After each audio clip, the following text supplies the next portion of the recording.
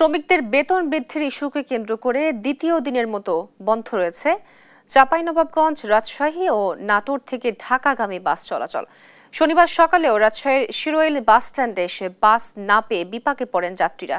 তাদের অভিযোগ, অগ্রিম টিকিট কাটা থাকলেও টাকা ফেরত দেওয়া হচ্ছে না, এমনকি কোনো বিকল্প ব্যবস্থাও রাখা হয়নি। নাটোর থেকে ঢাকা, চট্টগ্রাম সহ বিভিন্ন রুটে কোনো দূরপাল্লার বাস ছেড়ে যায়নি। বাস না পেয়ে কেউ কেউ ভেঙে ভেঙে গন্তব্যে পৌঁছাচ্ছেন। একই অবস্থা চাঁপাইনবাবগঞ্জেও। সেখান থেকে এ পর্যন্ত ঢাকার উদ্দেশ্যে কোনো বাস ছেড়ে না যাওয়ায় ভোগান্তিতে পড়েন সাধারণ যাত্রীরা। গেল বৃহস্পতিবার বেতন বাড়ানোর দাবিতে এই কর্মসূচি শুরু করেন পরিবহন শ্রমিকরা।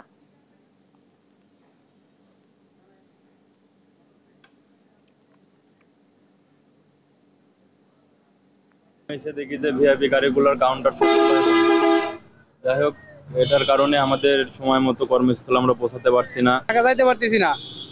এর জন্য আমি চাই যে অতি দ্রুত গাড়িগুলো সব চালু হোক, যে আমাদের ভোগান্তি যেন না হয়। গাড়ি সব বন্ধ, সব কাউন্টার বন্ধ। আমরা এখানে এসে দেখি কোনো টিকিট নাই, টিকিট পাচ্ছে সাধারণ মানুষ, প্রচুর ভোগান্তি হচ্ছে। আমরাও ভোগান্তির শিকার। নির্দিষ্ট সময় কর্মস্থলে ফিরতে না পারলে আমাদের তো সমস্যা হবে।